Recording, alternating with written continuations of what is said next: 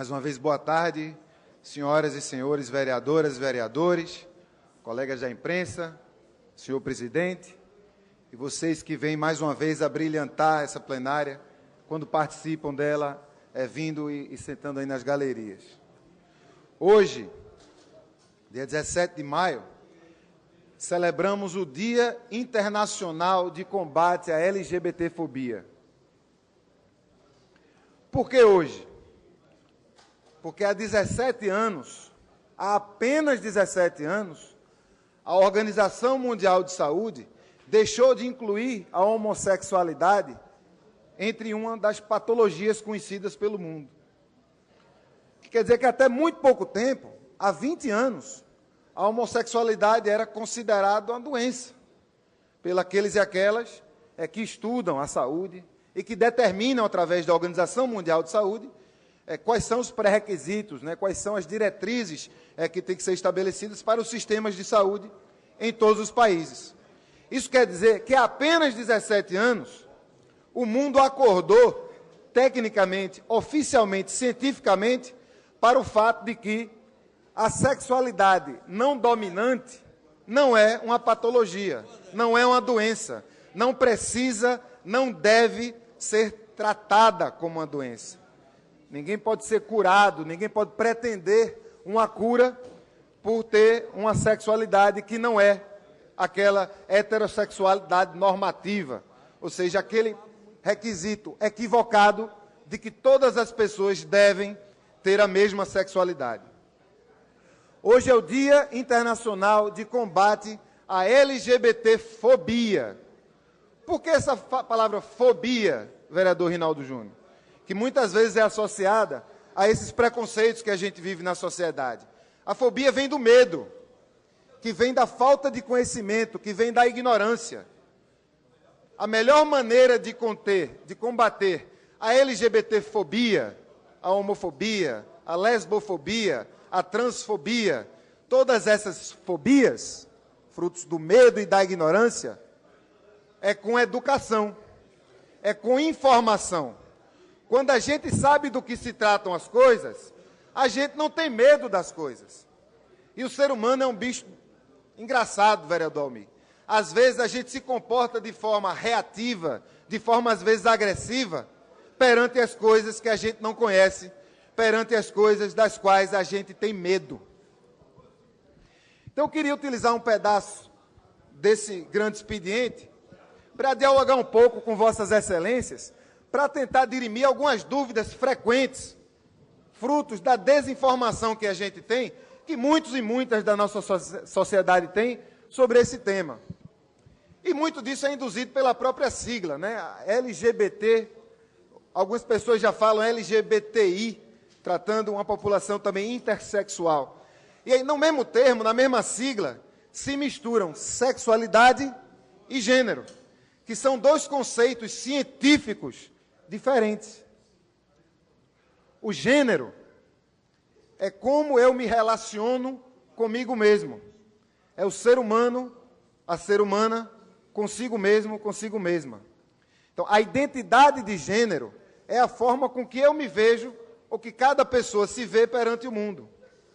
Eu nasci com um corpo masculino e, ao longo de minha vida, sempre me percebi enquanto homem.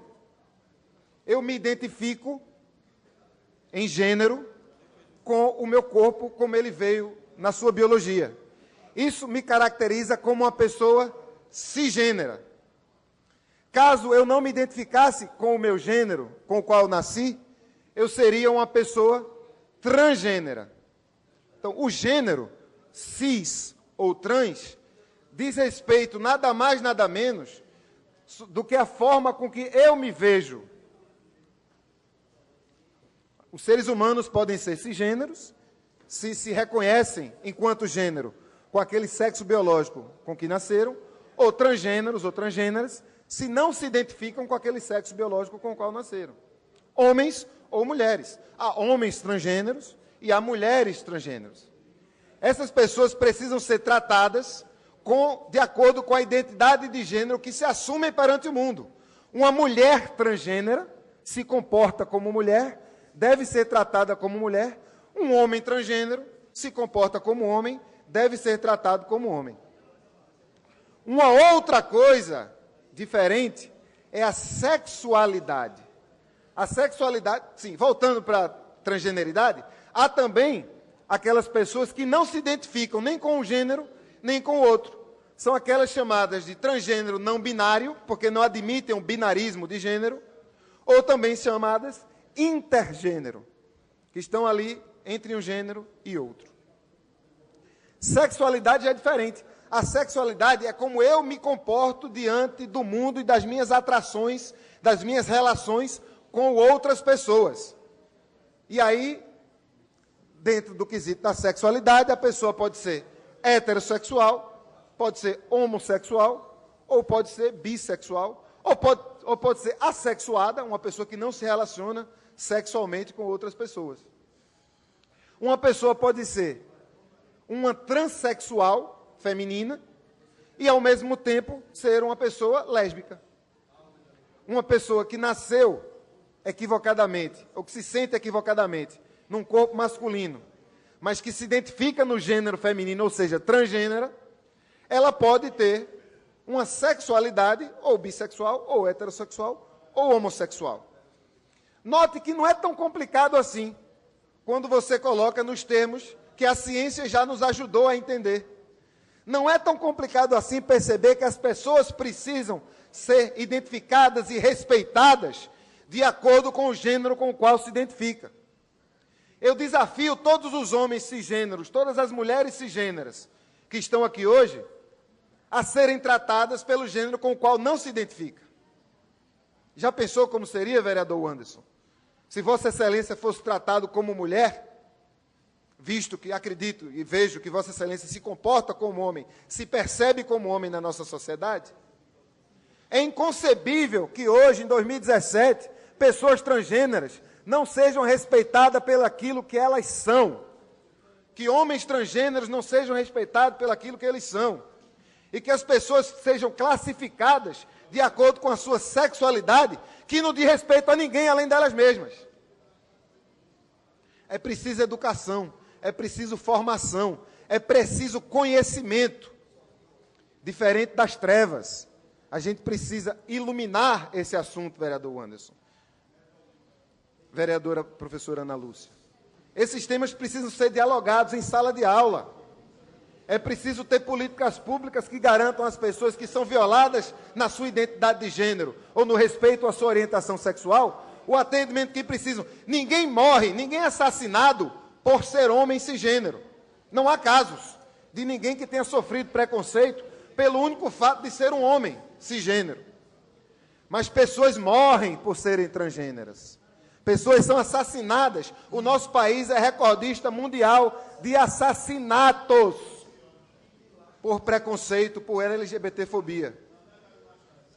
O enfrentamento a essa violência não é uma opção na contemporaneidade, é uma obrigação que o poder público precisa enfrentar, municipal, estadual e federal. E essa casa precisa dar o exemplo. Na semana que vem, votaremos nesse plenário a instalação do Conselho Municipal LGBT. É uma pauta da Prefeitura. Uma pauta que tenho certeza que o Poder Executivo tem todo o interesse que seja aprovada.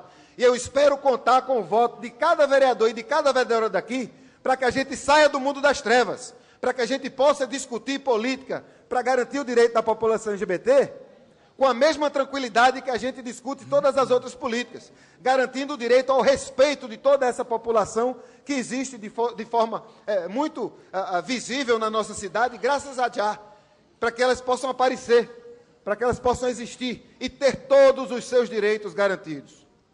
Rogo que todos votemos a favor do Conselho LGBT e também que venham na audiência pública que vamos realizar no próximo dia 24 de maio, a partir das 9 horas da manhã, sobre todas as políticas públicas para esse segmento.